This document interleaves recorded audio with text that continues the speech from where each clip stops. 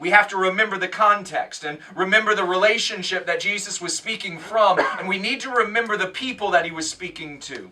As is always the case, it is paramount that we understand what the words meant to those who first heard them before we can understand what they are supposed to mean to us. If we don't know what the apostles were hearing, we will abuse whatever we hear, because we'll hear it by our desire rather than God's desire.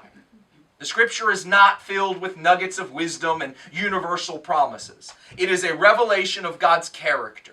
It tells us who God is, and in turn it tells us who we were created to be. It is a book that is written to us, but is not written about us. It is about God, and then in His kindness, it is about God's great desire to live in intimate relationship with us. Always remember this. We did not want God, God wanted us. Romans says there is no one who understands, there is no one who seeks after God. And so if today you have a thought of God, it was because God thought first of you.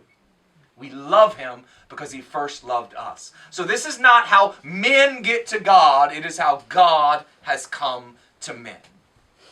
This means that the Bible was written as a book from and for relationship. You might be asking, why does this matter?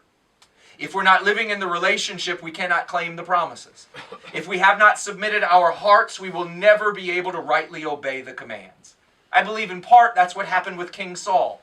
He truly, when Samuel confronted him, Saul truly thought that he had obeyed the command that God had given him. But because his heart was hard, because his life was lived for his reputation rather than God's glory, his attempt at obedience fell wildly short. Even when he was trying to do the right thing, his heart was so far from God's calling that he could not find it in himself to be obedient. It's what I believe must be what happens to those of whom Jesus speaks in Matthew 7, 22 and 23. Jesus said, "Many will say to me on that day, 'Lord, Lord, did we not prophesy in your name, and in your name drive out demons, and in your name perform many miracles?' Jesus' response, 'Then I will tell them plainly, I never knew you. Away from me, you evildoers.'" It is people who try to do the commands without being in the relationship. They want to work for Jesus rather than to be in Jesus. They want to do for God and get from God without having to be surrendered and submitted to God.